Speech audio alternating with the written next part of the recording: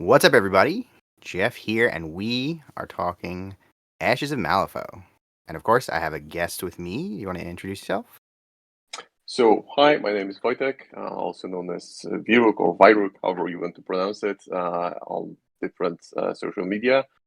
And what can I say about myself? I've been into Malifaux ever since the first edition. I'm one of those what you would call vets. So I started around the time where the Avatar miniatures were released. So that was several years ago. I played a few games in the first edition.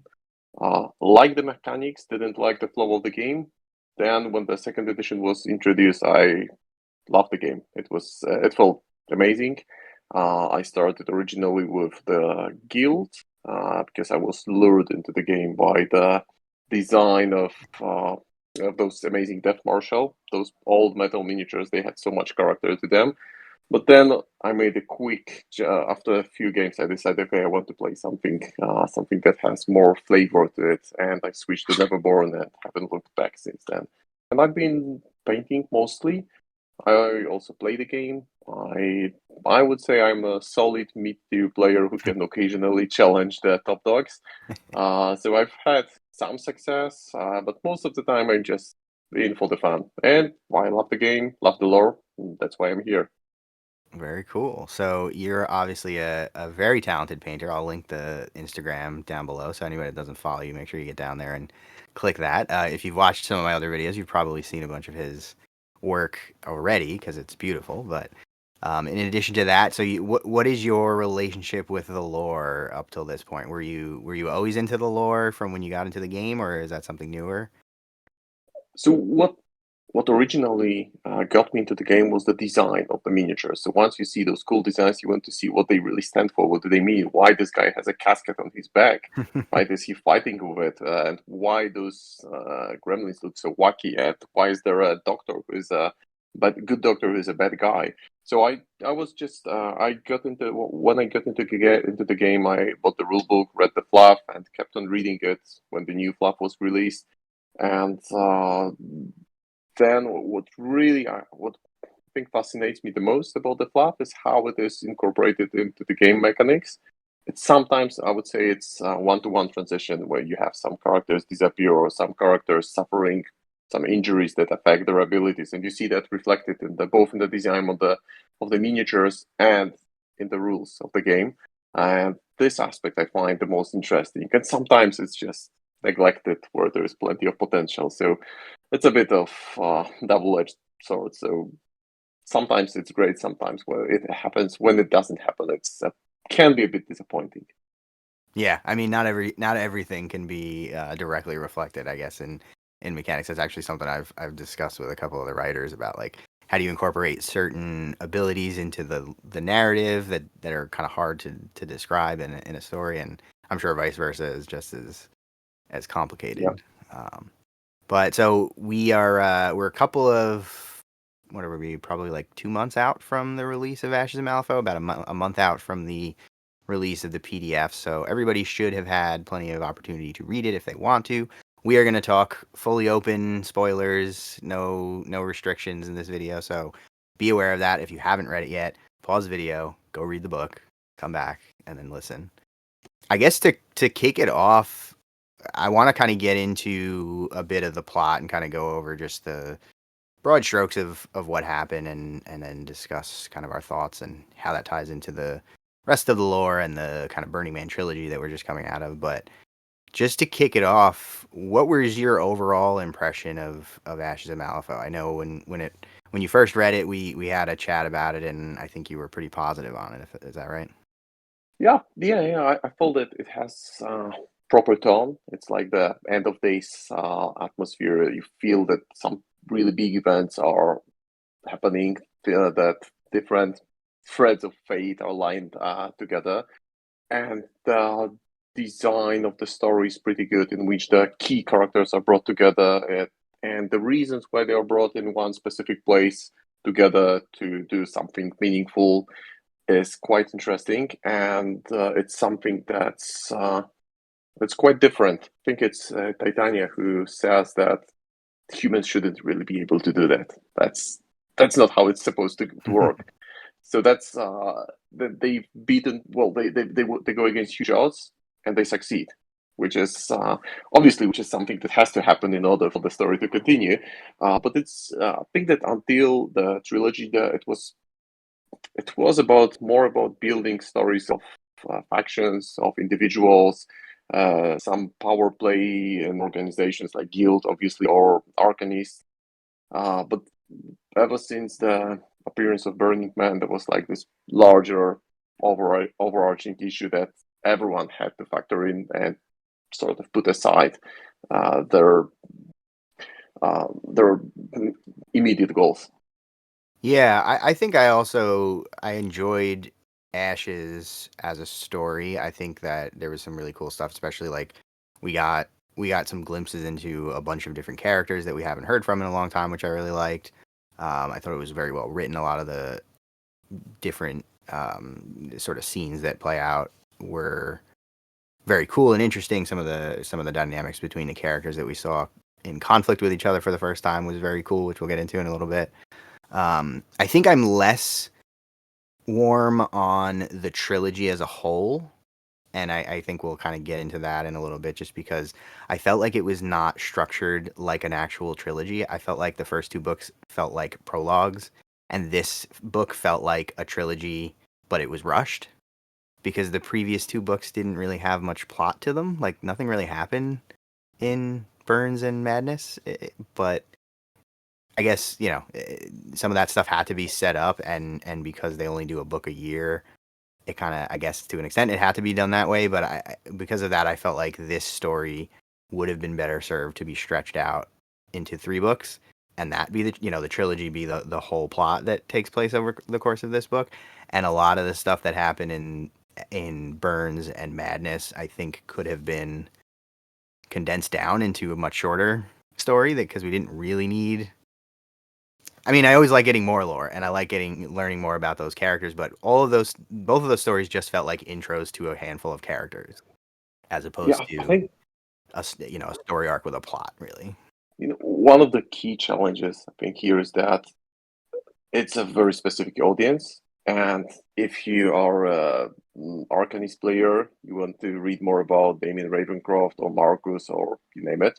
If you are a Neverborn player, you want to read more into lore of this faction. So there is some kind of compromise that needs to be made to push the story forward and involve some of the characters fully, partially, or just make them disappear from the story. And those these appearances from the story are, well, they aren't organic. So sometimes it felt like it would be so cool if this character made an appearance here and had some kind of impact. So it does feel like, yeah, that there are some inconsistencies that we would like to see. I think that in the previous books we had more of a faction per factions updates. Like Hmm. this is what's happening with Nandandas, this is what's happening with Misaki, this is where Jacob is at. And here we have glimpses of some of the characters, some are not there at all. And it just feels a bit like I wish they had put more of them into the mix. Yeah, I mean that's definitely at this point. There's what 60 something masters, and that's just the masters, right? That doesn't even count henchmen and other people who are important characters potentially. So that's definitely a huge problem. Is just there's so many characters and not everybody's gonna get screen time, which that's fine. I felt like what we did get in the previous two books, there wasn't much in terms of plot happening. There wasn't really much advancement of any real events. It was mostly just introductions to these. Well, I guess in Burns it was here's how people react to the Burning Man showing up in Malifaux, and then in Madness it was mostly just introductions to those handful of characters. And I liked those stories. I like those characters. I think that was well done. It's just that that didn't feel like part of a trilogy to tell the story of the Burning Man and how they come to defeat him. And we'll kind of get into this more in a minute, but I felt like a lot of the things that happened in this book felt rushed, and they could have been drawn out a little bit more, and there could have actually been a trilogy of. I think this book could have been turned into its own trilogy, where it was just the story of them building the machine, figuring out how it works, doing, getting the dream team together, and then confronting the Burning Man at the end. But they spent the first two books kind of spinning their wheels, I felt like. Again, in terms of plot, it's not to say that those were bad books. It's just that there isn't really. I mean, the story of Malifaux Burns takes place over the course of like a day, and it's Mm-hmm. and the only thing that happens is like some people go crazy. You know what I mean? Like there's not really much in terms of a plot there, and then Madness is kind of, it develops some of the background for what we needed to know going into this book, which is fine, but there wasn't a ton of actual plot advancement there. It was mostly like, okay, Castor gets woken up, who doesn't play into the rest of the plot anyway, and Damien gets the book from the library and goes up to find Witness. Again, important, but I feel like that could have been a prologue that was a couple of pages long, and that was that. True. That was all they needed. And Damien actually becomes like the Potter hero. He's like probably the main character of the whole thing. Like he's the all-knowing guy. Everyone respects him, and he's kind of all over the place in all those three books. And he seems to, well, he doesn't come out of the blue because he's been mentioned in the lore before. So he's not like a character that was just conjured magically into the story. Right. He's kind of established in the story, maybe not well established, but his presence makes sense. He brings unique past experiences of surviving the Yellow Crypt and just being a absolutely unique character within this universe. And he feels like things revolve around him, and he's clearly this very, very special character. Even I think it's at one point even Gretchen says that for the first time she actually felt threatened by someone or something where she had an encounter with him. Yeah, she said for the first time she feels like she's not in control, I think is exactly what she Yeah, said. Yeah.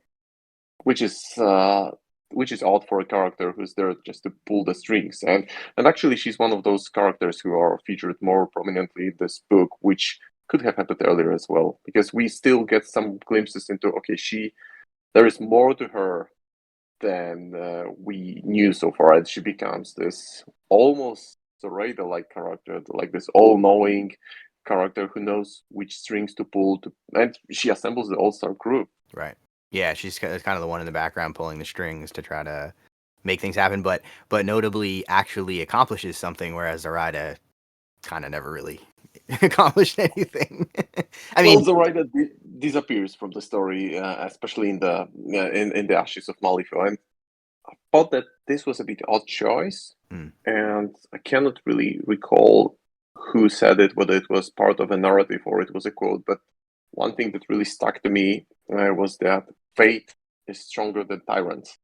So it felt like just bring Zoraida in, just let her unravel whatever she was into her tiny hat and prepare setting up the scene, because it felt like in the previous books, I think one of the earlier books finishes with Zoraida, Lilith, and is it Nekima, I think, or Pandora, the three ladies who just look into the future and see that, okay, humans are here, we need them. This is our battle. We need to have them in it, and they seem to have this understanding of grand scheme of things, and they are just not here anymore. Which is a bit of odd choice, because you want to have those well-established characters featured into the key events, and they're just pulled back. yeah, I think I think it really depends. I think they are a little bit inconsistent with how they characterize fate in the lore overall, and I think it depends on what direction they want to go with that, or if they're intentionally kind of keeping it ambiguous. Like, there's an open question, I think, as to whether fate is an actual like entity, like in Greek mythology, where the fates are people, beings that are conscious and steering things or guiding things, Mm-hmm. or if it's more of just the sort of after the fact rationalization, like you would think about it in real life, of like fate is just like, this is kind of what people are good at, so this is just the direction that things are going in naturally, and it's more of a sort of ambiguous concept. And I think in some cases we see it treated one way, and in some cases we see it treated more the other way. Obviously, Zoraida has some ability to see the future, and therefore she, you know, pulls the strings of fate. But again, is that like a literal there are things that are being pushed in a direction and she's trying to change that, or is it more like this is just the direction things were naturally going and she's trying to manipulate that? So it, I don't know which they prefer or which they're gonna lean into in the long run, but it is definitely strange that Zoraida has become less prominent, and I think part of that is just that they need to, like we were saying before, there are so many characters, they got to have somebody step back for there to be other characters to get, getting some screen time. And the other thing too is that as we've seen the emergence of people like Titania, it seems like Zoraida's ability to control some of those things Hmm. is kind of lessened.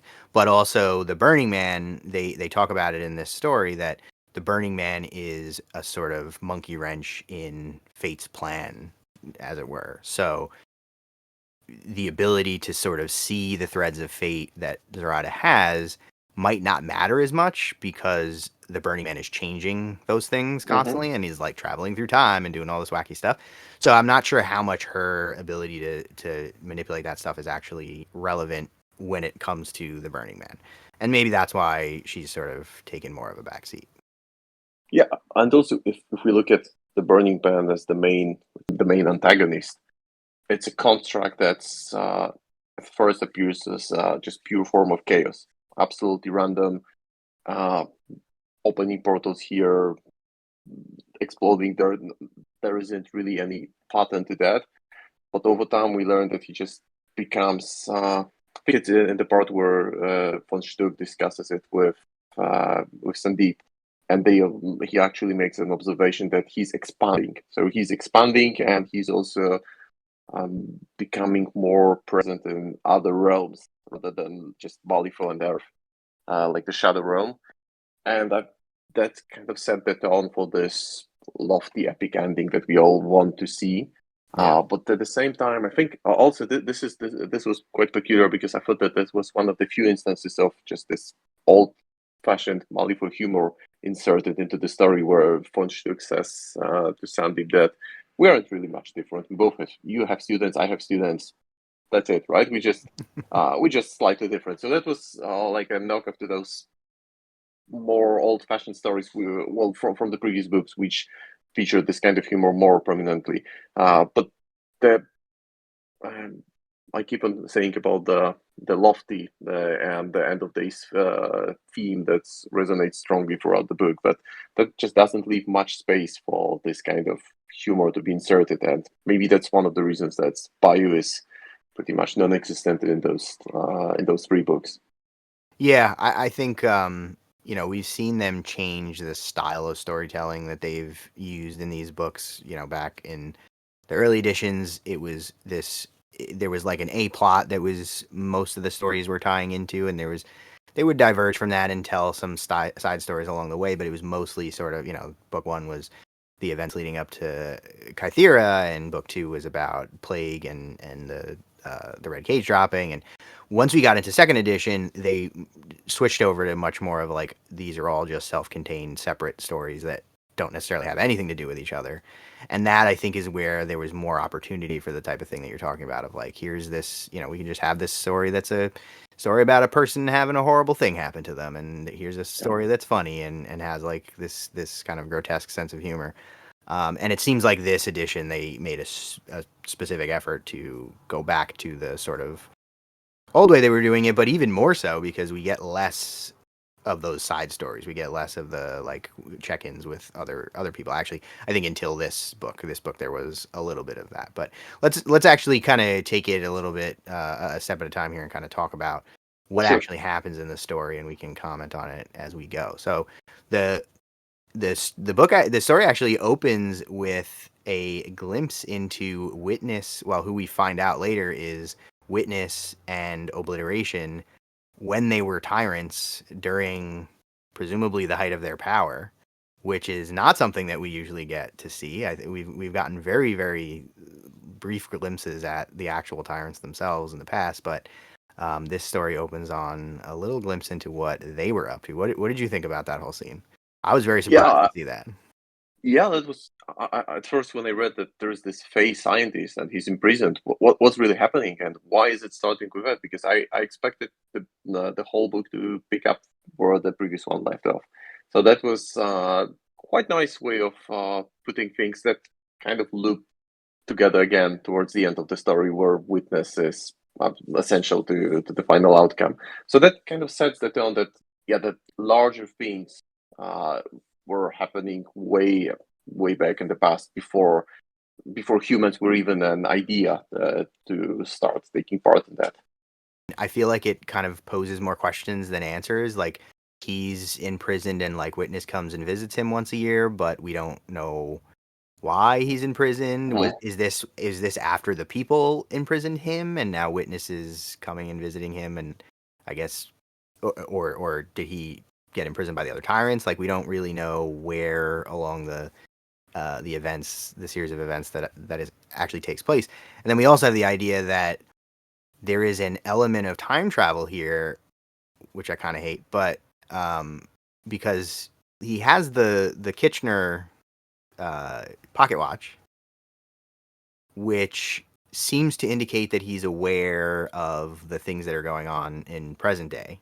And I think they might explicitly even say that they're sort of, well, he manipulates time. That's kind of one of the things he's doing in this story is they're showing that he has the ability to sort of accelerate and rewind time. So I think the indication there is supposed to be that he's aware of what's going to happen in the future, and this machine that he starts building, which is supposed to be able to confine or destroy a tyrant, will also be able to be repurposed to take down the Burning Man. And there's also this conviction that witness seems to be aware that everyone will play their part, and somehow uh, somehow it's known that okay, this will be your part and you will be featured there. So that also sets the tone for the final moments of the story. Right. Yeah. Exactly. And then after we get our check in with them, we get a couple of different looks at a few of the more important characters in the story, and sort of getting these indications that the Burning Man is expanding and or increasing in power. And notably, like we get a check in with Maxine where she's trying to run her equations, but things seem to be confounding her more so than they used to. And then we see that Ivan actually witnesses the Burning Man appear in the Shadow Realm, which is somewhere that he had not been present before, and that sort of kicks off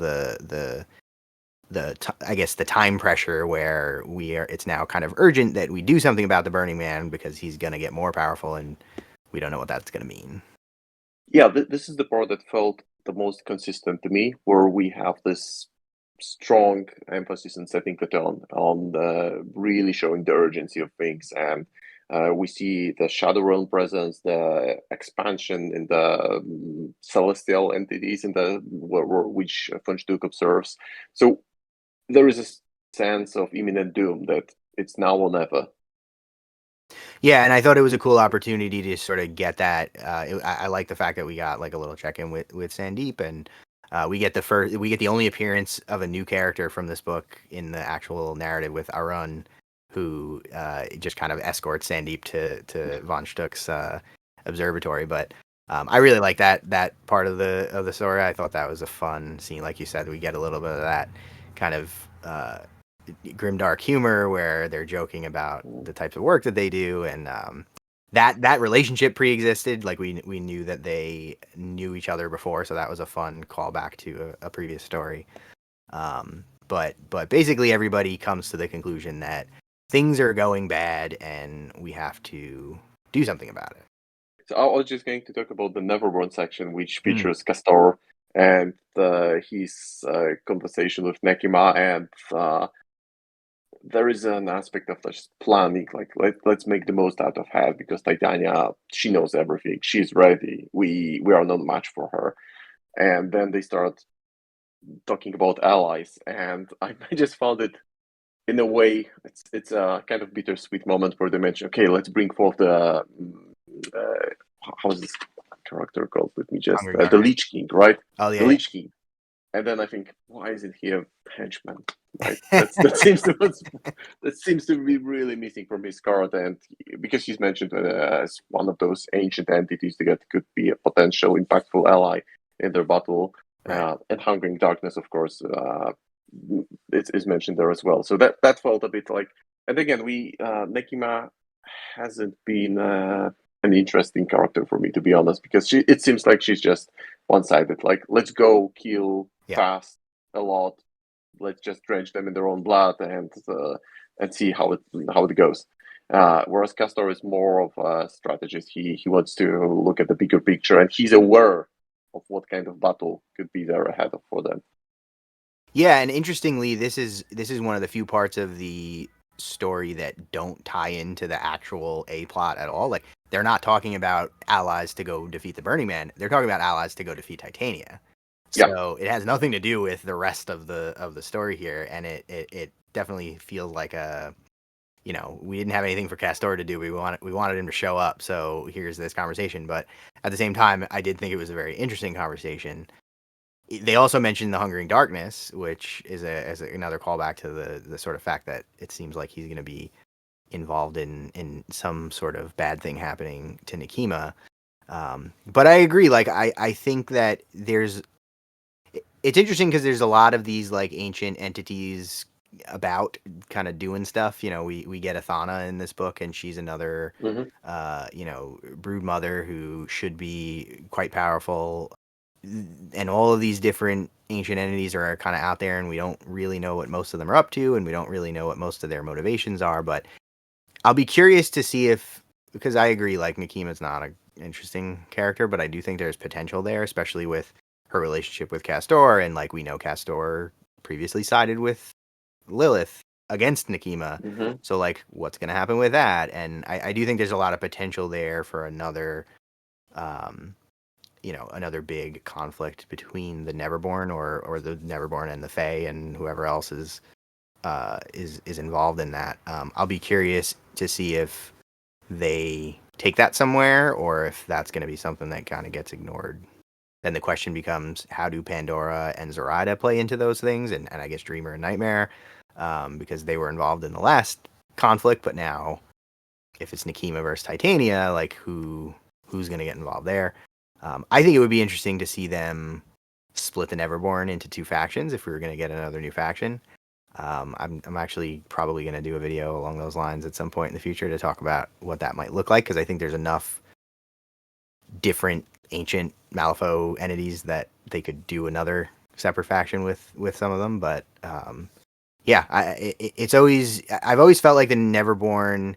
There was similar to the Gremlins. I think there's a lot of potential there for interesting character development and stories. And so far, it's pretty much just been here's these monsters that kill each other, and I think there's a lot more that they could do with it, and they've just chosen not to. So I hope that we see some more interesting politics with the Neverborn Yeah, going. we'll get it. We'll get it in a bit, I think. But it's also notable that Titania, in a way, gets back her eyes in this book, which could be huge for the both for the story and for potential game changes, right? Because we can. It's hard to really see what kind of approach Word will take to the structure of the game. Whether we would see more cross faction mixes, like masters of or models being able to hire them in cross different factions, or reducing the number of complexities, because that seems to be what people are expecting to happen, because there are some inconsistencies, different naming of the same actions, or small inconsistencies in creating factions. So Yeah, I think part of the issue is that like the factions are not the factions are well defined for game mechanics, but they are not so well defined for lore purposes. yeah, So it's very, sometimes it's like, well, these are all the Neverborn, but they're not. They don't all work together or ally with each other. But yeah, like you said, we can come back to that after.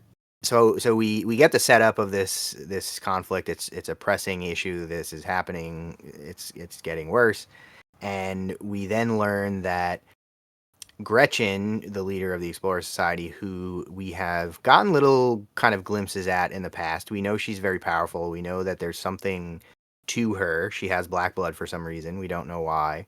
She might be a Neverborn. She might just be affected by some strange technology that she found in the sunken city. But we know that she's also been collecting these strange pieces of a machine and over the course of a couple of previous stories, and now we find out that she's got this machine that's in the necropolis, which is in the room that we got the flashback about obliteration and witness, and it seems like this is the machine that obliteration constructed that is just missing some parts, and we just need to find those parts, reassemble it, and theoretically that should be able to destroy the Burning Man. And that's sort of the setup for the rest of the story.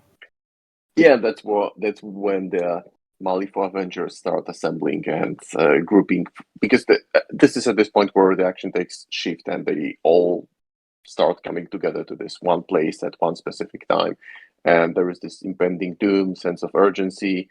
I almost expected her to bring some pieces of colody to insert into the machine for some reason, just to give it an extra boost. Yeah. Uh, and you mentioned that she's collecting different artifacts, and I think even in the Explorer's book, there is this Explorer's Mansion, or there's this secret vault, and we see different artifacts. So it's already, the setup is already there, that she's, for some reason, and also Yenza, she was also collecting some kind of different bits that were for some unknown reason to us yet Right.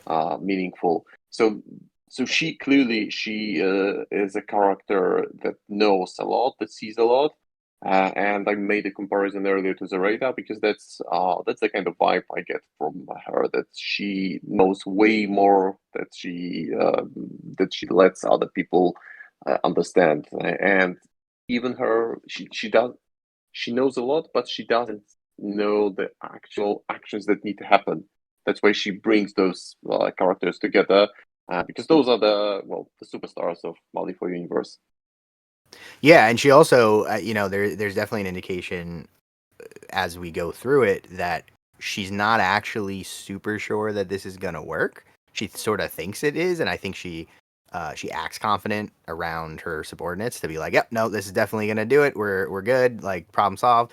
But it definitely seems like she's not that. She doesn't Yeah. really know that well because there's various times where they're like working on the machine, and she's kind of like, is that supposed to go there? I don't really know like how this works, but we definitely find out that she's been looking into this for a very long time. She's had engineers. It's strange to me that she has engineers that work for her that have been working on this, but it's not, Maxine or Ivan or any of the important people. This is all news to them, which is kind of funny.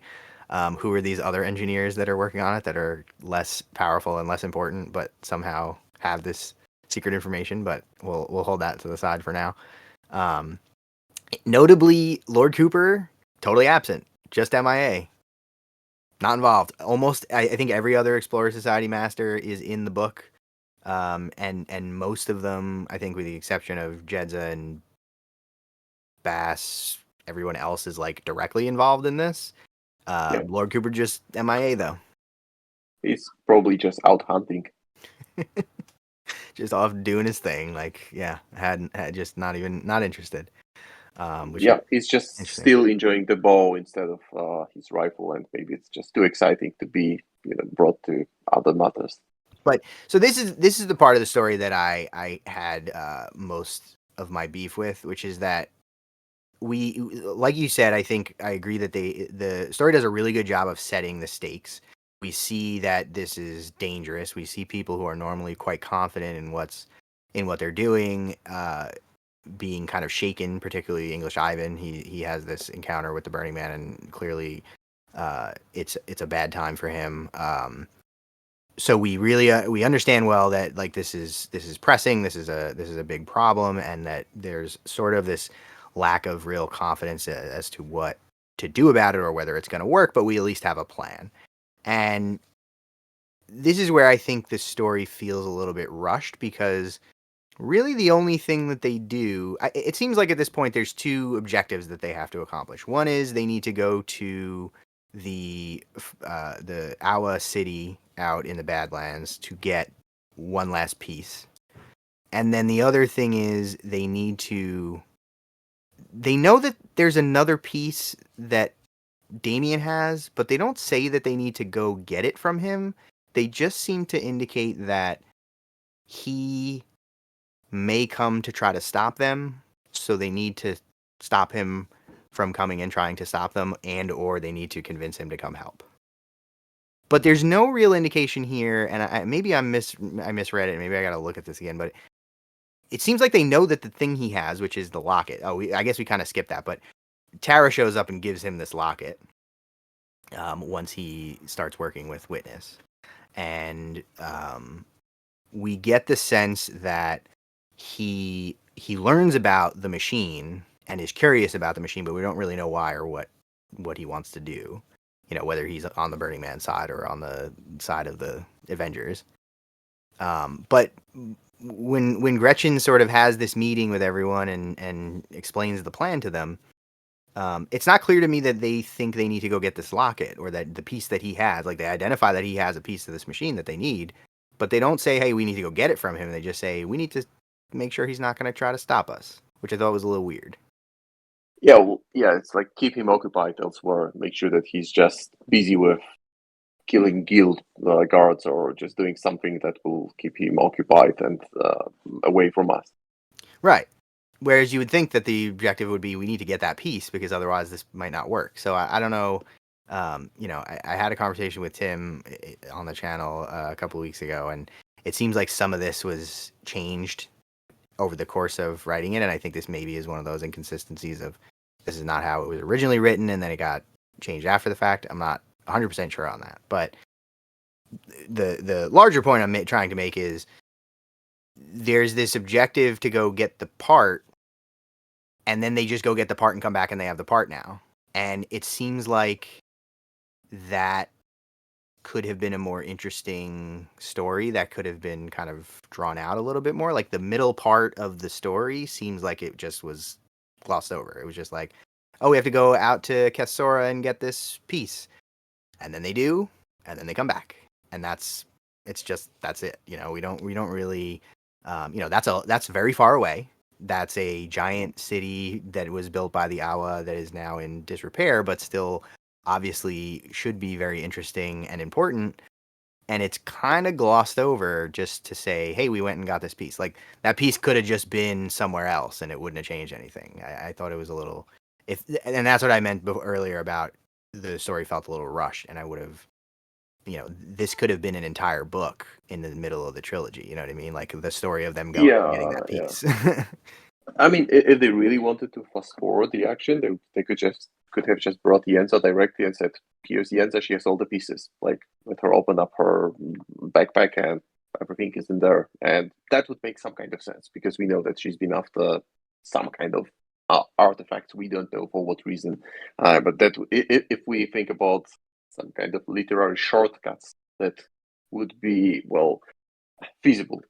Yeah, and I'm not sure what that part of the story really served. We get this whole premise that we have to collect these pieces, but we already have three, and one of them Damien's got, and the other one's out there.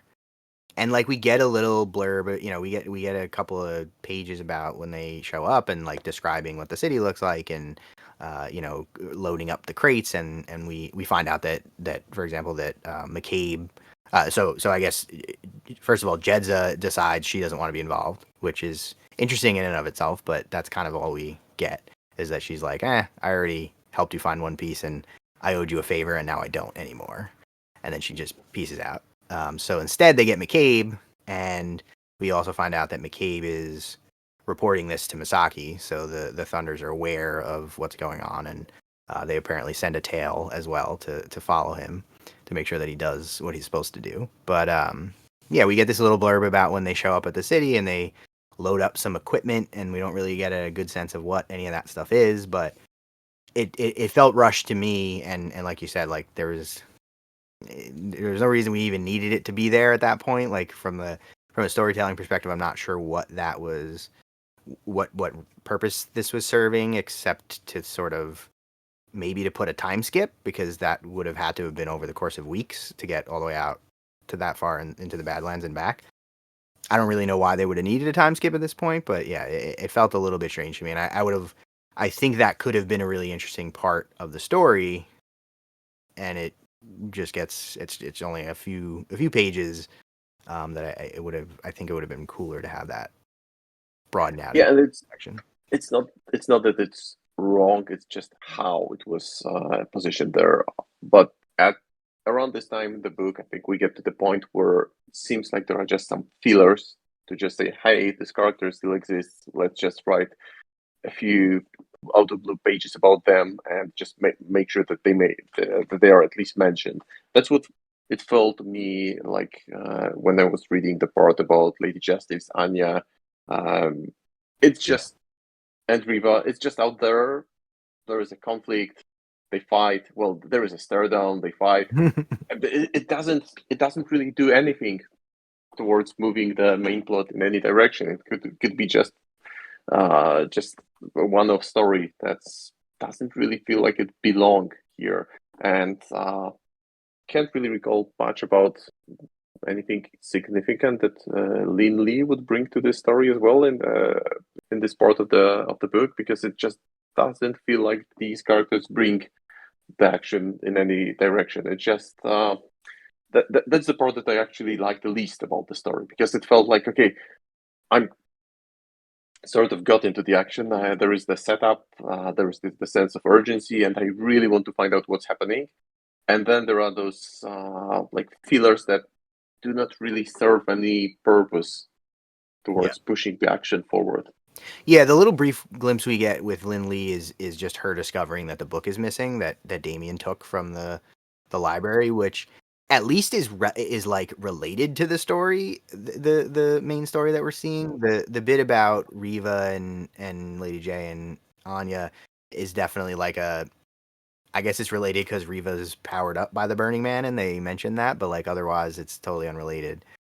And I agree, like structurally it's strange to put that in this story because it's one story. It's called Ashes of Malifaux, and and it, 90% of it follows the same thing. It's the same plot, going about trying to figure out what's going on with the Burning Man and then leading to his downfall.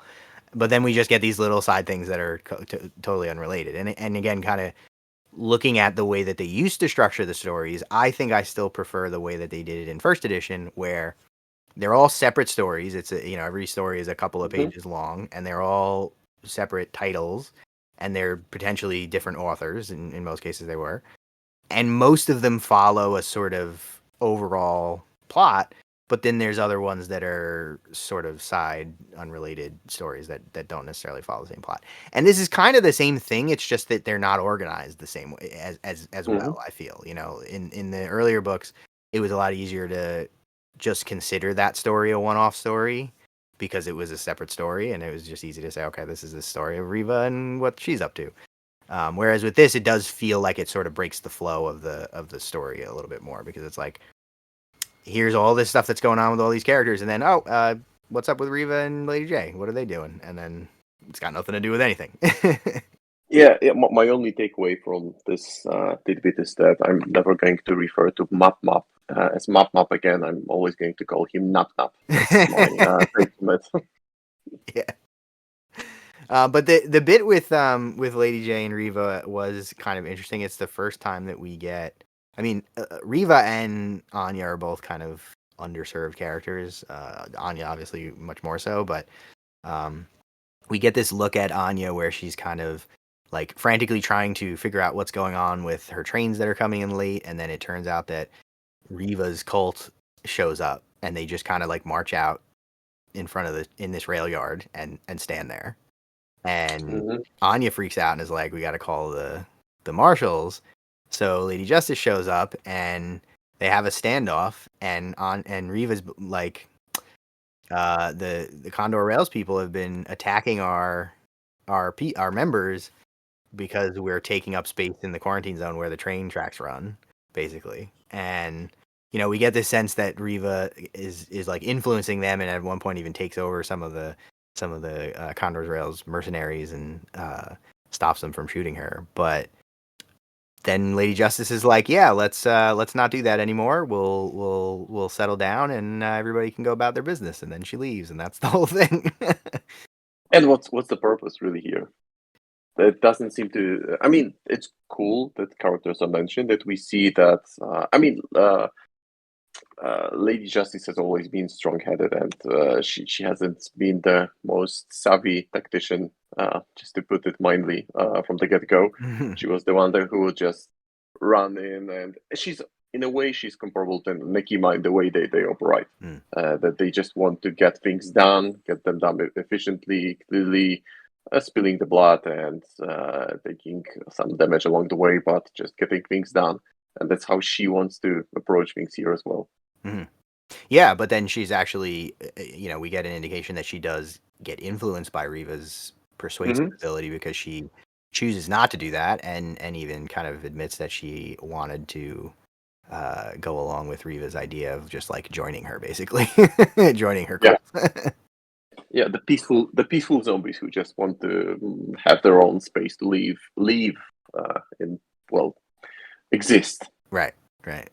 Yeah, I know Tim said that originally that story was supposed to be quite a bit longer, and there was like I guess more of a conflict that actually took place originally. But I think even with that, I obviously I haven't read that version of it, so I can't say specifically. But to your point, it's still like just this one-off separate thing that seems disjointed from the rest of the story. And I think the solution to a lot of the problems that I'm complaining about here is that we just need another outlet for stories. We used to have Weird Chronicles that would a story like that might show up in, that's like totally unrelated to anything else that's going on, but it's just an interesting little interaction between some characters, or like a tone piece. And because we only get the books once a year and that's it, there's nowhere else to put something like that. So I'm glad that we got it. I like those characters. I think it's fun, but it does feel weird in the overall structure of everything. True. So then we go back to the sort of major players, and the Awa, Tiri and her friends and McCabe retrieve this piece. They come back. Leviticus is involved because reasons. But actually, while they were gone, Gretchen has a meeting with Marlowe, Sonia, and Lucius, and this is one of the scenes that I really liked. I thought this is maybe one of my favorite scenes in the whole story. She seems to, again, it's a little weird what her motivation is here, but it seems like she's calling on the guild. She has them come meet her and is basically asking them both for permission to do some magic-y stuff that might be illegal, related to defeating the Burning Man, but also she asks them to sort of run interference with Damien just in case he comes and tries to stop them, right? Yeah, and there is Damien fully expecting to be bothered and seeming to know more about the big picture than others would have him. Yeah, and part of that's because he's got Witness in his head, who he seems to have a tremendous amount of control over whether Witness can assert herself or not, which I guess we shouldn't be super surprised because of who he is and what his history is, but it is kind of impressive. He has way more control over when Witness is doing Witness things and when he's just like benefiting from her being there. It just seems like a superpower for him. But we get a couple of interesting things out of this interaction. One is that for some reason, Gretchen has the mold for the mask that Sonia wears, which is weird because Perdita got her that mask originally. We don't know why. We don't know how. It just kind of shows up, but for some reason, she's got the mold for that mask. We also get an interaction between her and Lucius that seems to indicate that there's some history there. They seem to be quite familiar with each other, which we don't know why or how. But we also... Yeah, Lucius has been consistently one of the biggest mysteries in the Malifaux universe, because no one really seems to know whom or what he actually is. Yeah, and again, there is always there is this possibility that Gretchen is a Neverborn, or not human in some manner. So it's possible that they have a relationship that goes back, back past the humans being in Malifaux. But there seem to be some like tension between them, but they're kind of willing to cooperate. And we also get a look at we get confirmation, I suppose, that Gretchen is holding Collodi's body, and she sort of does a wink and a nod at like the fact that Lucius was the one that killed Collodi, and that it's a shame that the head is missing. So, and there's also like a little subtle hint that one day that Collodi's body will return in some form, which I think is like the second time they've teased Collodi coming back, and if they don't bring Collodi back, they're gonna make a lot of people mad. That's all I'm saying. I'm sure a lot of people would be absolutely thrilled to have him back. Yeah. He was one of the definitely towards the end of the second edition. He was one of the top 3 masters in the game, hands down. But then we see the sort of what they had sort of been building up to, where the guild sort of agrees to this, and we see Damien kind of meeting back up with his band of misfits that he works with, and planning to try to move across they don't really say exactly. It seems like they're in like the western part of Malifaux City, if you know a lot about the kind of layout of Malifaux City. But for some reason, they need to get to some underground entrance to the necropolis to then make it over to where the Explorer Society mansion is. And in order to do that, they have to go through this part of the quarantine zone where it seems like it's fairly likely they will be the guild's going to try to stop them. And I don't know why he knows that.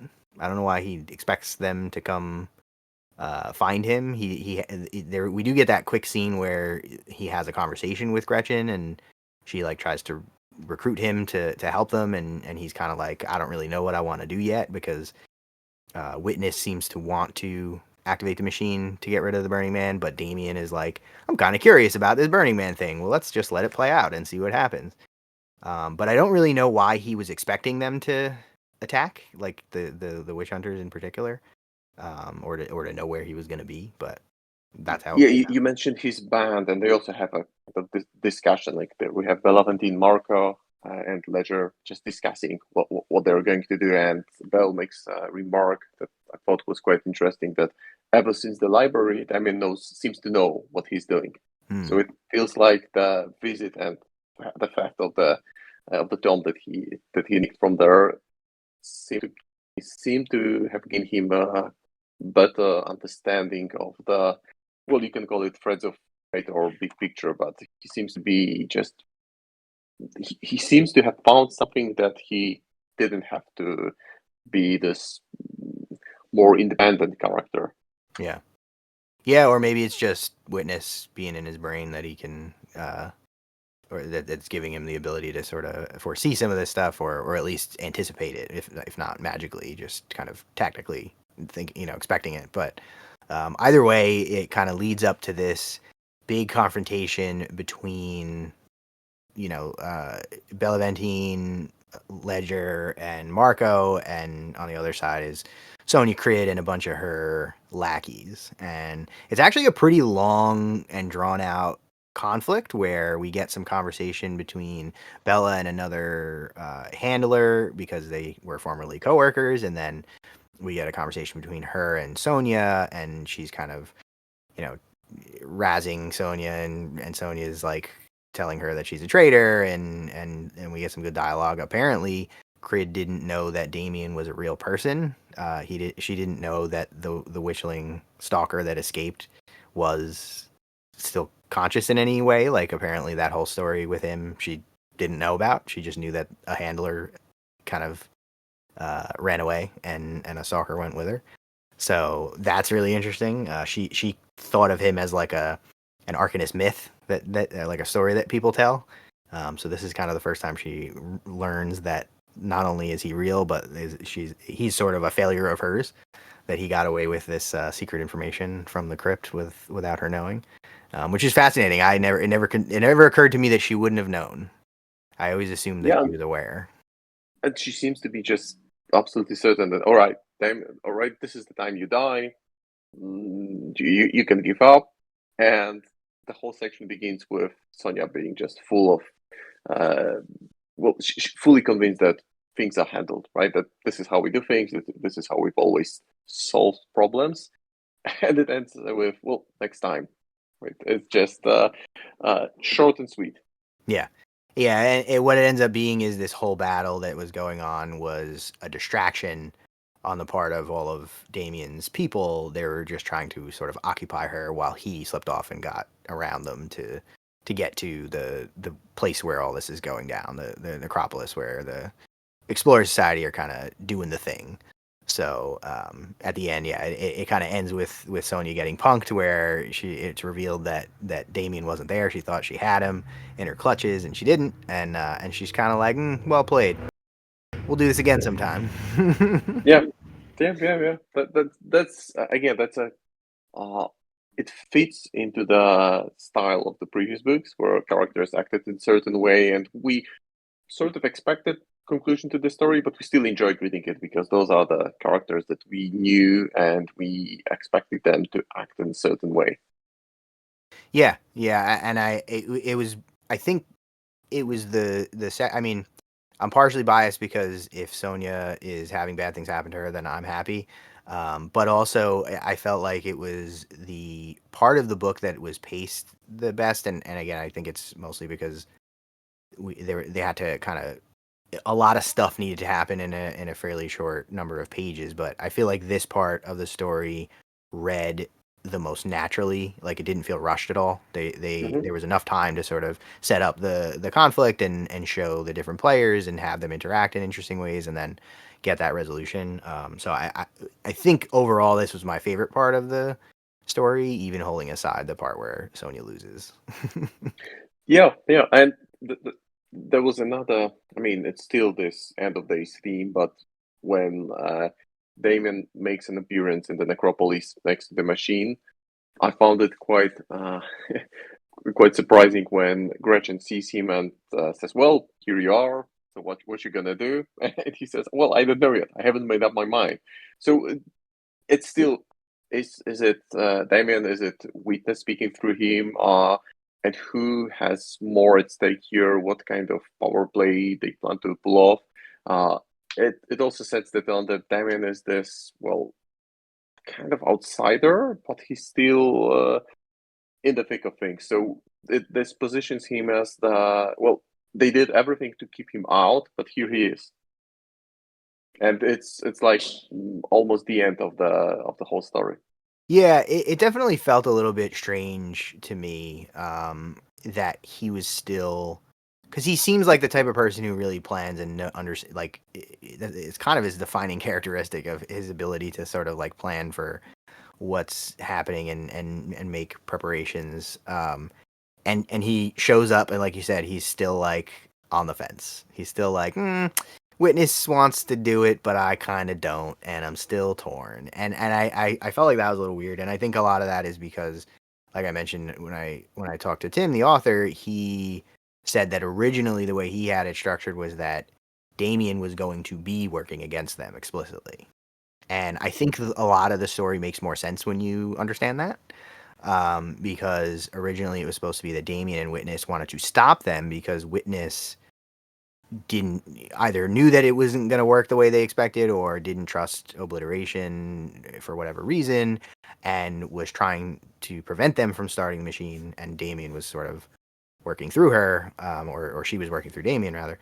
And that sort of makes a lot of that make a lot more sense, where like he shows up at the end and would have been fighting against them, but instead he kind of just shows up and is like, I don't know, I'll watch for a while and we'll see. Yeah, and this is where things start getting really hectic. Like portals opening, the fight is going on, and there is just chaos. Right? Things are everything is just happening. Yeah, so they meet up in the necropolis beneath the Explorer Society mansion, and they're in this room where the machine is, and they're putting it back together. You know, Thierry and the Hour are working on it. Maxine's doing the math, and it's kind of the whole Adventures team there. I think it's Gretchen, McCabe, Nexus through some of the things it's possessing. Thierry and two of her people, or a handful of her people. Um, And I think that's everybody at first. They start working on putting the machine back together, and then the Burning Man shows up. Yeah, and this is what Gretchen has been at for ages, centuries. We don't know how long, but this Right. is something that's been her, well, one of her agendas that she really wanted to make sense of. And all of a sudden, she has everyone who potentially has the answers, and that felt like the action is getting rushed again here. That's what I felt. That okay, that there was this huge setup, that there are those artifacts, that we had Yedza who was traveling across the whole, well, this or other universes to collect different artifacts, and here we have those the selection of smartest characters or the most suitable for this problem characters, and they start getting things done, and they almost have it. They just miss one thing, and then there's the Burning Man, and the sense of urgency becomes even more prominent because every step he takes, they are aware that just okay, they can keep on pushing back, but each step that he takes towards their direction brings them closer to, well, to Failure. the end. Yeah, yeah, Yeah. yeah. So Leviticus is there too, and I think just to kind of get the order of operations right here, they're putting the machine back together. There's still a problem. They still don't understand how it's gonna work, and Damien shows up and has the watch, the pocket watch. They put the pocket watch in the machine, and that's where the machine starts kind of kicking up into high gear, and it kind of turns on, starts doing something, but they don't really understand what. And that's when the Burning Man shows up. So the Burning Man appears in this cavern and starts opening portals and sending breachlings through to attack them, and is like trying to, using some sort of energy that is trying to destroy this machine, but the machine kind of creates a barrier for itself to protect itself. The Burning Man also takes over Maxine again because that's what Maxine does, and she starts kind of helping the Burning Man trying to destroy the machine. So it's there's sort of an indication that it seems like they just need time. They need to let the machine build up its power, and they're not really exactly sure how that works, but they're like, we just need to buy it some time. Um, so Damien kind of walks out from behind this shield to confront the Burning Man and is sort of holding his own for a little while, but then starts to struggle, and it's not going especially well. And then two things happen pretty quickly. Ivan shows up and uses a bunch of shadowy monsters to start fighting off some of the breachlings, and also tries to distract Maxine with his Mr. Mordrake. And then Tara shows up with Karina and tries to get in place, or kind of take on the role that Damien was playing of trying to like actually confront the Burning Man directly to delay him while Damien goes to power up the machine, because for whatever reason, if Gretchen seems to understand because of some premonition that he needs to directly feed energy into the machine to make it work correctly or something. They kind of play it a little fast and loose with the mechanics of exactly what's happening or what is supposed to happen here, but um, all this is kind of happening. It's a little bit chaotic, and like you said, I think it feels a little bit rushed, but um, we we have different people showing up. They're trying to counter different efforts on the Burning Man side. I will say I think that it feels stressful, like reading it. I think they do a good Hmm. job of making it feel really tense, and like the push and pull of like we have a slight advantage, then the Burning Man has an advantage, and like the back and forth I think is done really well. And the action is cool. It's just the part about like what's up with this machine that is a little bit weird to me. But we get the idea that there's some extra boost that the machine needs, so Damien has to go kind of pull off the front line. Tara takes his place, and he goes to try to boost the machine a bit. Yeah, it's probably the most cinematic fragment of the whole book, and so everyone is there. All the key players are in place, and there is this sense they just need a little bit more time to figure few things out to just make sure that the final pieces are moving in the machine are adjusted properly, and at the same time, things are getting more and more hectic with, as you mentioned, characters making appearance, throwing shadow creatures, breachlings, and just chaos erupting. Yeah, it's chaos, and it's we see like a bunch of the Awa constructs getting destroyed, a bunch of the Nexus, um, the little things that the husks that it's possessing are melted, and like it seems like things are just about to go bad. And then the weird thing happens where Damien's powering up the machine, but it's still not quite there, or it's not there yet. And tell me if this is what your interpretation is of what actually happens here, because I'm not super confident on this, but I think this is what happens. It seems like the machine is about to work. It's about to do what they want. It's about to destroy the Burning Man, or something very close to destroying the Burning Man. McCabe gets the idea in his head that he should push Leviticus. Don't know why, no explanation. He just decides that he wants to do that. He feels compelled, I think is the way it's put. He pushes Leviticus into the machine, and some vial on Leviticus' body, because he's like all necromancy, breaks and like pours out onto the machine. My understanding, I think, based on what they say about it later, is that because of that, the process is not completed, and that's why the Burning Man does not get destroyed completely, or that's why it sort of fails to accomplish whatever it was gonna do. We don't really know, and that's why the Burning Man is still sort of around at the end once this is all resolved. Is that what your understanding of it was? Because when I first read it, I thought that they needed some power that Leviticus had to boost the machine more, and that's the only reason that it accomplished what it did accomplish. But on my second reading of it, I think that actually sabotaged it to an extent. Yeah, I agree with that idea that he's compelled.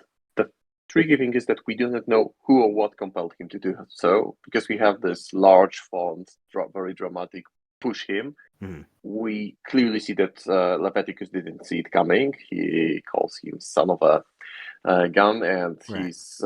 he's hurt. He doesn't want this to happen. So what I seem to what I cannot really fully understand is who planted this idea in McCabe's head to take this action. Because the my thinking was quite similar. Okay, he pushes him, things get fixed, or things start working the way that they are probably meant to be. But then you look at the big picture that, okay, maybe that wasn't the most optimal thing to do at that point in time, because they seem to be holding their ground, and all of a sudden push him. And why? Yeah, I forget exactly what it is. It's something that they sort of cut to something else, and then we come back to this scenario once the conflict is over. And I forget exactly what the wording is. I'll have to look it up. But there's something that is said later that gave me the impression that him pushing Leviticus onto it is why it didn't work. That was actually like working against the goal of destroying the Burning Man. Whereas that was not my understanding the first time. But we don't know who caused him to do that. We don't know how. We don't know why. But whatever the motivation or the mechanic that was working there, the end result is that it seems like the Burning Man is kind of loses power, a lot of power, and is sort of fractured and spread across the different realms. We see specifically that he is still in the Shadow Realm, and we also see him in the Nightmare Realm. So it seems like we didn't kill the Burning Man. He's not gone, but his influences waned very significantly, and he's now in more places, but in much less dramatic fashion, I suppose.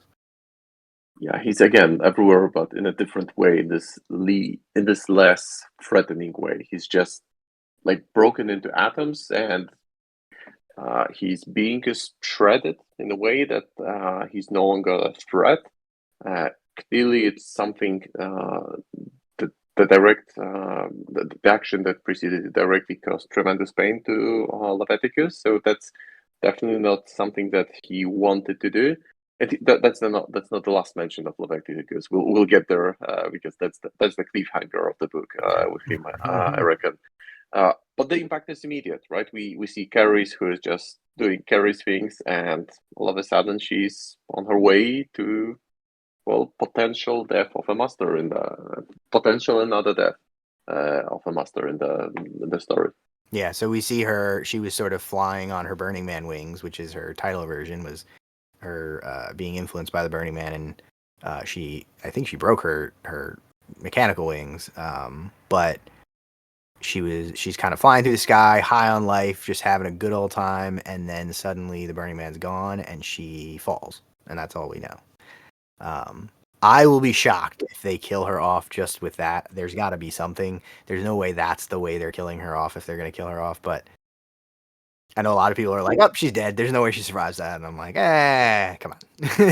I mean, Lady Justice survived when the whole building collapsed on her, so why wouldn't Carrie survive a simple fall that would kill a normal human? Well, there's Hoffman who can put her into pieces. Like she can be this Robocop-like character that only her brain survives, and the rest is mechanical. Yeah, I mean, I think at most something bad will happen to her, but I don't think it's going to be her dying. I would be shocked if they decided to Dead Man Santa character based on one paragraph in the end of a book, a story not about them. Like at the very least, all of the Dead Man's Hand characters got a full story dedicated to why they're Dead Man's Hand. If they disrespected Karis like that and were just like, "Oh, she's gone," I would be pretty pissed. I don't think that's going to happen, but we'll see. No, I think that's also something that they want to do. They want to maybe rub people the wrong way to make them anxious to wait for the outcome. Yeah. But also, there's right after that we have the peak of action, and then we have a few meaningful conversations. And one of them that I thought was quite interesting was between Euripides and Titania, where they just discuss, okay, so what's happening? This was quite meaningful exchange because I thought that they were both really tuned into that conversation, like what's really happening, why are we here? Yeah. Could you stay a bit longer? I need your support, and that felt like almost kind of bonding between them as well, where they really thought, okay, we have common goals, we need to be here. And then Euripides, leaves the front room or whatever it is, and another character is brought in, and that's quite interesting. And that I thought was one of the more meaningful paragraphs in the whole book, where Cadmus is brought back to Titania, and she said, "Well, weren't you supposed to help me? And why? What the hell are you doing?" And that's something that I find quite interesting. Whether this is a kind of snippet into potential developments, both in the lore, in the plot of the game, and in the game actually, where we could maybe have more cross-faction masters. Is it something, because clearly Titania getting back Cadmus because she created the Cadmus in the first place, and those were her eyes initially, Right. and she gets them back, which is quite huge. Yeah, well, so just going back to touch on the Euripides and her conversation, I thought it was interesting because up until this point, all of the interactions we've seen between Euripides and Titania was very much like Titania. I don't want to say talking down to him, but it was very much like him desperate to figure out what the hell's going on, and Titania kind of like guiding him or telling him what to do. There was very much like a hierarchy there, where she was the smarter, more powerful, and he was kind of coming to her for help. And this was the first time I think we see them talking, and it seems like they're almost equals, like not exactly equals, but they're kind of talking on the same level. And like you said, Titania is kind of like, hey, maybe stick around for a while because I might need your help. Like she's sort of asking him for assistance, which I thought was cool. And it's kind of like a more intimate conversation between them. And she calls him friend, which is something that's not absolutely not Titania like. She doesn't call people friend. Right. That's not what Titania does. Yeah. So that was definitely an interesting conversation. The thing with Cadmus, I think it's a super interesting thing to happen because, like you said, Cadmus was made by Titania and sort of abandoned and banished or destroyed almost. And then Cadmus has come back, but working for Gretchen, so there's this tension between them, obviously. I'm not sure that I would say that she's got Cadmus back though, because it definitely seems like there's a conflict there. It's not like that person came there willingly and Cadmus is now going to work for Titania by its own volition. Like it seems like that being is a prisoner of Titania's and Titania is interrogating them. So, it's certainly one way it could go where Titania convinces Cadmus to start working for her again. But I think that could kind of go in either direction. It seems like Cadmus wasn't happy about being there. Yeah, but then she recalls a few events that she should have been made aware of, and well, it ends in a slightly dramatic way, like "Speak and I shall listen." Right? Yeah. Give me all you have, and of course, we can assume that the information one way or another will be dragged out of that piece of Cadmus that she has, because she just has part of the hive mind. Yeah. Yeah. I think it'll be interesting to see where that goes. And again, hopefully we get some follow up on that because I do think that's a really interesting element of this. But going along with this, we get a little check in with many of the Burning Man influence characters. We get a little tidbit where Bass is tracking down Parker and finally finds him. Notably with Pearl, who is a double agent, who is I think Parker's sister or cousin. Is it? I think it's her sister. Some there is some connection there. Yeah, they're related closely, and it seems like she was working for Bass specifically as a to undermine him. Um, they confront Parker. Parker is still all Bernie and cindery like we've seen him up until this point. And during this sort of confrontation, suddenly the Burning Man's influence goes away, and he kind of turns back into normal Parker. And we get this moment where this is something that I didn't really pick up on until the second time I read it, but it seems like Pearl was actually going to betray Parker, seeing the condition that he was in and what he was up to. It seems like she might have actually been ready to take him in, but then he turns back into regular Parker and turns and looks at her and recognizes her, and she suddenly goes back to, okay, maybe actually I'm gonna help spring him from all of this. But either way, he doesn't put up a fight, and Bass arrests him, and his gang kind of runs away. And then they walk outside, and we get the only instance of Bayou influence on this story at all, the only mention, where we see the infamy floating above the little contract town that they're out in. So theoretically, Zip is coming to spring his long lost best friend, which I love because I want more stories about Parker and Zip. Yeah, that's a good setup, and clearly the anticipation is that it's well, he's not going to be another character like Ramos, who's just indefinitely out. Yeah, I think the idea here is that they're setting up this idea that obviously 8 of the characters got titles based on their being influenced by the Burning Man, and it seems like the idea here is that now that the Burning Man is kind of gone, but not really gone, they're kind of gonna go back to normal, but not all the way back to normal, or at least there'll still be some influence by the Burning Man. It's kind of maintaining the status quo to an extent. Nothing dramatic has changed except that the Burning Man won't be as much of a pressing threat. There's still going to be cult of the Burning Man, very likely. It seems like some of the abilities that people got from the Burning Man might still have, but it's not going to be as big of a deal as it had been. And then I think the last person we get to check in with is Nellie, who had been apparently printing segments from the Flamme, the book that poisons you and turns you into a Burning Man cultist. Had Yeah, been and she just calls it to stop. Right? She has this moment of clarity Yeah. suddenly. She basically just snaps out of it and is like, "Oh, this was a bad Yeah. idea, and the guild's gonna find Hmm. out, and they're gonna kill me, so I should stop." And she Hmm. starts burning all of the evidence that she was ever doing this, but notably keeps her copy of the Flamme and kind of rationalizes it to herself and is like, "Ah, this is probably fine. I'll keep it just as a historical record," and throws it in a drawer.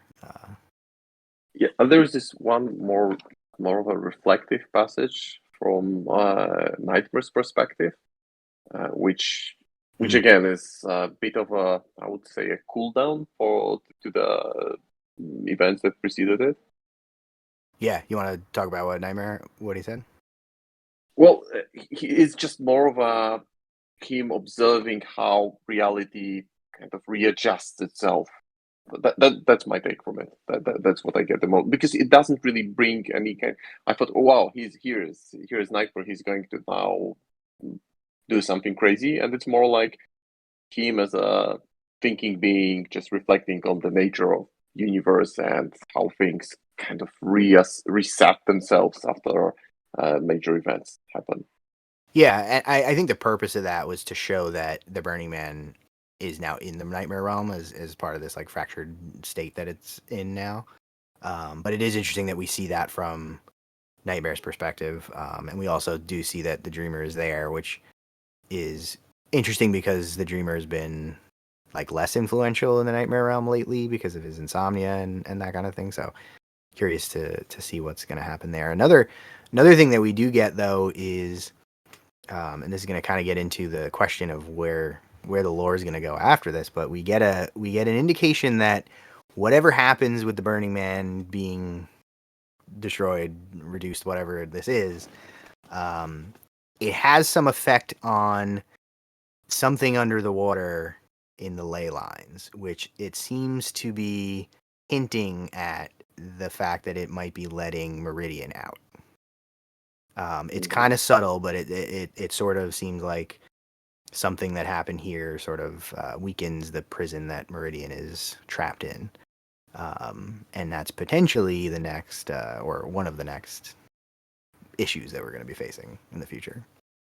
Yeah, that's that. There is a mention that there was something holding the ley lines down. That's it was something either parasitic or poisons that was just locking them and keeping whoever was locked there immobile. Yeah, and we know that Meridian specifically was trapped in the ley lines. That was her prison because that was where she drew her power from. So they created the prisons out of the things that the tyrants drew their power from, so they'd have to destroy themselves in order to be able to escape. But it seems like maybe this is how Meridian gets out and becomes the next big bad. So that might be something that we'll be seeing more from, or maybe not. Who knows? Because there's another big cliffhanger at the very end. So, Yeah, but we get another quick look at the room where it all happened. Um, Leviticus is injured and kind of slinks off. Tara disappears, and the rest of them kind of stand around and go, "Wow, that was wild. Let's go look at this machine." And then the machine decides to eat itself. yeah, and Maxine just wants to go home. Yeah, fair enough. She's had a rough time past years. Yeah, So. Yeah. So basically everybody sort of disperses, and the machine kind of like there's like a void that appears in the center of it, and then it kind of gets sucked into the void, and the machine sort of self-destructs. And the idea there is that if Obliteration made this, he knew well enough to make sure it couldn't be used against him. So he made it kind of destroy itself after it gets used, which makes sense. And after that, we get a little look at Leviticus, who is theoretically making his way home, but for some reason he's somewhere where there's a whole bunch of rats, and he gets confronted by Hamlin, aka Plague, who he seems fairly confident in saying, like, Leviticus is kind of like, hey, I'm not here to see you. I'm just passing through. Like, leave me alone. And Plague's like, no, no, that's okay. And Leviticus is like, well, I guess that's your funeral. And that's the end. Um, yeah, and also what happens right before that is that Leviticus looks towards a cavern, and his eyes widen. He's clearly, and his mouth gets dry, so clearly he's afraid of what's coming. yeah, yeah, he has this moment of fear, but then he sort of reasserts his confidence that he is not in danger. So it seems like he's maybe playing that up. it's interesting because we haven't really seen anything between the two of them in the past, and obviously Leviticus is supposed to be this very important character in the grand scheme of things. We still have this unfulfilled prophecy of him leading the horsemen in some sort of epic battle. I wouldn't have expected that battle to be against Plague, but it seems like that's potentially the setup for a story going forward. I kind of, when I talked to Tim, he mentioned to me that there's some plan for who the next big bad's going to be. As far as what Weird is planning, and on the one hand, it seems like the way the story is written that Plague is being set up to be the next big bad, or Leviticus. One of the two. Something's going to happen there, and that's going to be like the center of whatever the next story arc is. But I feel like Plague's already had so much time in the sun and failed on numerous occasions that I'm hoping it's Meridian. I hope Meridian's the next thing because the gibbering hordes are obviously tied to Meridian, and she's one of the last tyrants that we haven't actually seen show up and get and do stuff. Make a bid for power or whatever. But it definitely seems like the way this is written that this is because this is the end. This is the cliffhanger at the very end of the story. So, what were your thoughts on that? What did you think about it after you finished it? Mixed bag of feelings, because we have the huge events which kind of get solved. Okay, that the machine disappears, that the Burning Man is broken into different spheres of existence, and we have this. It's not a conflict yet; it's more of a stare down between two major characters. Mm. And what I'm really curious about here is what's the agenda? Why is this conflict taking place? Right. It seems very random. Because it seems random. It didn't. It never. I don't recall any fragments in which would lead up to that. There is no bad blood between these two characters, and that's what puzzles me the most about the ending. It's like, all right, might as well try to kill you while you're here, and I see that you seem to be weakened. Mm. Yeah, the last we hear from Plague is when he attacks Freeholt, but Leviticus isn't there. He's involved in Freeholt, but he's not there at the time, and um, he gets trapped in the Talos engine and like tears himself apart to escape. So theoretically, Plague is also at the lowest point in his power that we've seen him up until this point. He's been defeated 3 times now, and it did feel very random to me. Like these two characters of all characters didn't seem like the ones that would be coming into conflict necessarily, and certainly not in this grand fashion of like this is the end of the story. Like we see the two of them and then cut to black. So it strikes me as very strange, and I don't know if that's because there is a plan there and there's something that this is building to, or if it could be a red herring. It could just be like, hey, this is an interesting thing. Maybe they'll have a little fist fight and then move on, and it won't be that big of a deal. But it'd be a weird way to end the story if that was the case. Yeah, I would be honestly surprised if Word didn't have, at the moment of writing the story, a solid plan for the action to move forward after that.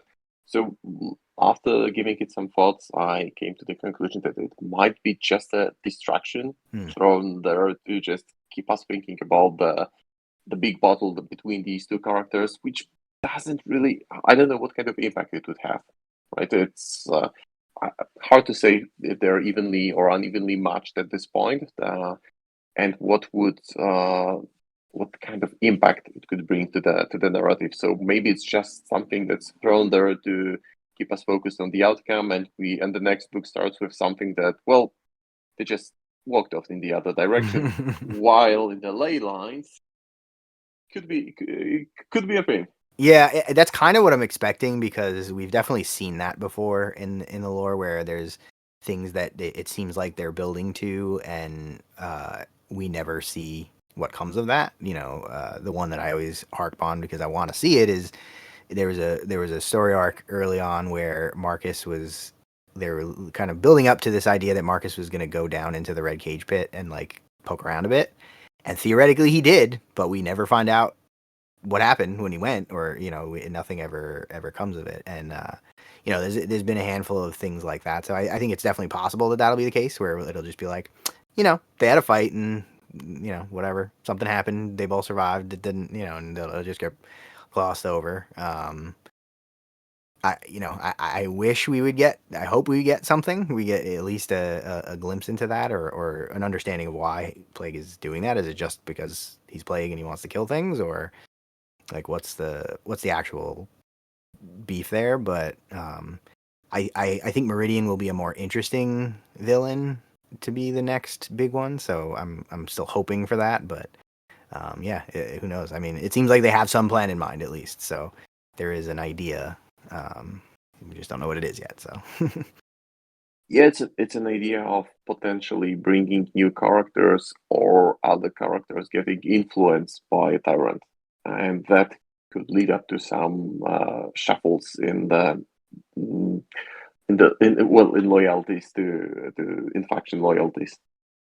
yeah, I think that's always the interesting question is where does everybody, if we get a new edition soon or something similar to that, in some ways, if people are gonna die or come back from Dead Man's Hand, that's an interesting question. But I think maybe a more interesting question is who's gonna move, who's gonna switch, who's gonna get shuffled, because that happened quite a bit last time around, and that'll be interesting to see this time too. It's extremely hard to predict where the story goes from here, whether it follows up directly or just opens with so a few years later this and that happened and this is what we have. Because we need to allow some time for the event to unfold, like the relationship between Titania and Euripides has clearly changed. So, and those are not the characters who act on the spur of the moment. Mm. So, in order for the story to move forward with them, there needs to some time needs to happen. It just won't be like a few days later. Yeah, one of the interesting questions that I have about all this, and this has come up in the Weird Discord a handful of times in the past couple of months, is how much time has passed during all of this? It used to be pretty consistent that every year a book would come out, every year in real life a book would come out, and it would advance the plot a year.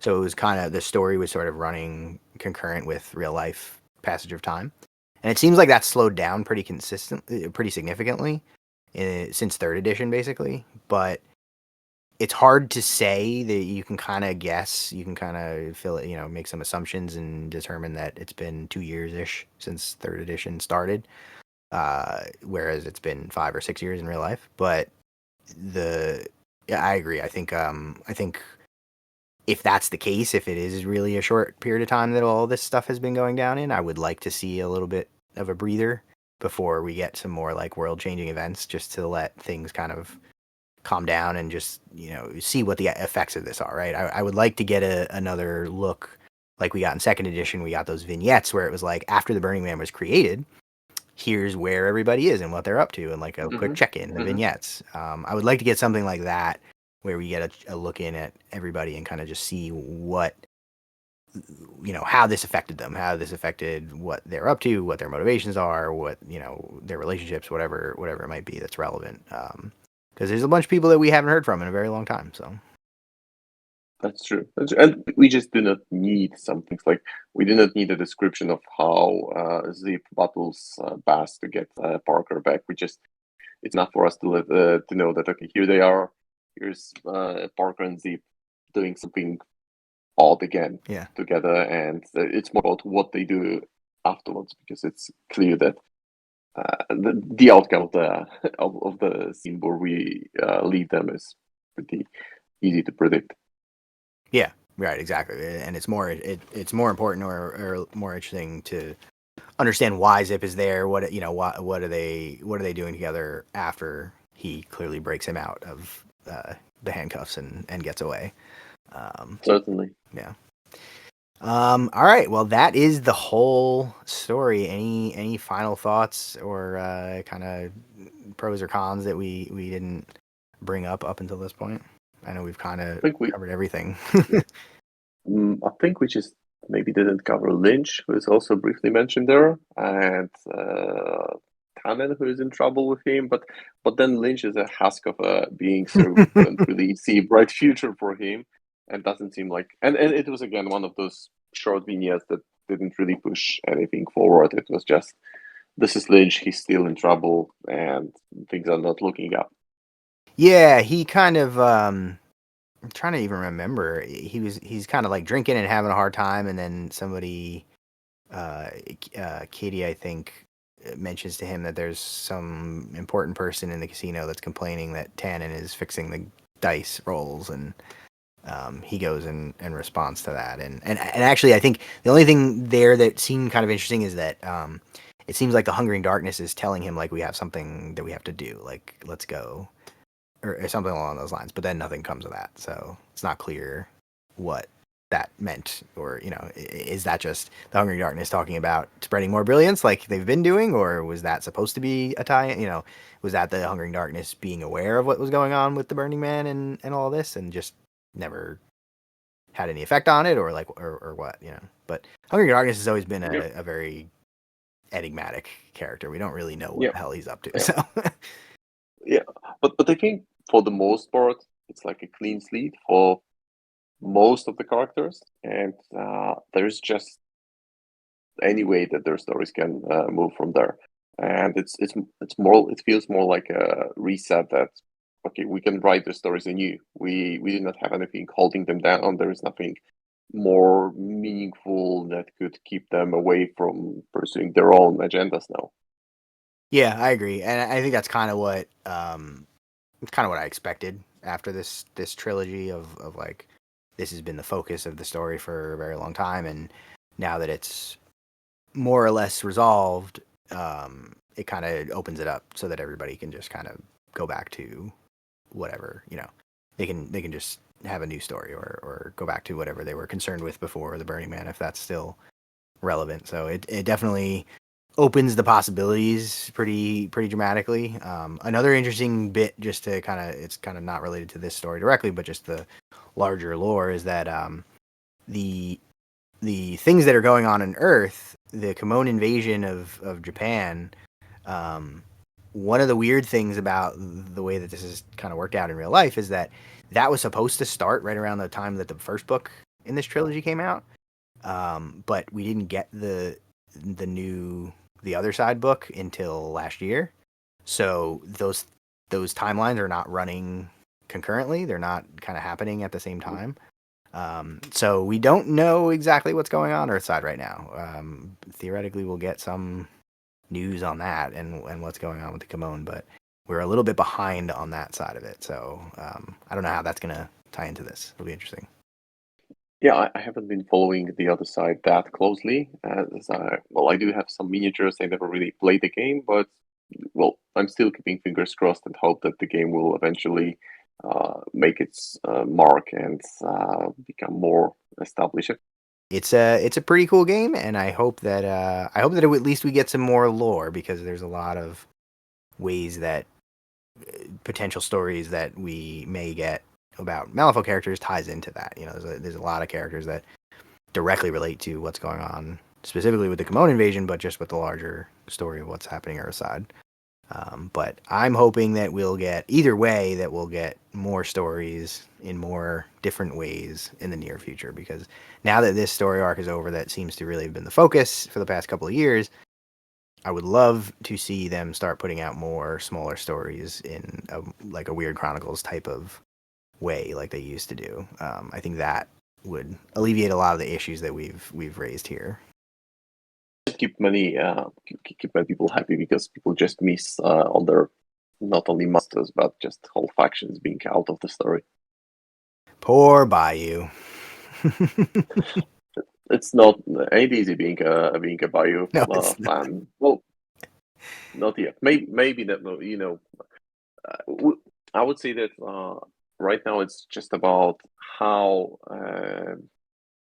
well, even the title, because I expect that, well, Gen Con is probably around August this year, so maybe around July we'll get sneak peek of the title of the book, and that will already say a lot, uh, just to, well, set the expectations of what we can get in it. Yeah, it'll at least give us an idea of whether they're gonna kind of stick to this. Well, I mean, I guess it depends, but it'll give us some hints. Maybe the art will tease something. It'll certainly tell us if they're gonna do a new edition right away or not. Because if the book is called Yeah, April yeah, 4th edition, that'll tell us a lot. that's true. That's true. That will that will reveal a lot. Yeah. All right. Well, I think that's a good place to leave it. Thank you so much for coming and chatting with me. This was a ton of fun. Absolutely, happy to be part of this discussion. Really enjoyed that, and I think we haven't covered it 100%. There are probably some things that we might have missed out on, so it would be great to get some comments on that, and maybe there's just so many small tidbits that you can lean on to discover more. That it's not a closed discussion, so let's keep the discussion open until July or August, and we'll see what happens there. Yeah, absolutely. I haven't actually had very many spoilery conversations about the story before this because so many people, on Discord and stuff, there's people that haven't read it, and we haven't really gotten into it quite as much. So certainly get down in the comments, let us know what you think about all this stuff, or hop on over the Discord, and we can continue having the conversation. Huge thank you to the extremely cool kids here on Patreon, the Steam Powered Scoundrels, Dogmatized, Devin, and the Spilled Paint Pod. And thanks for watching.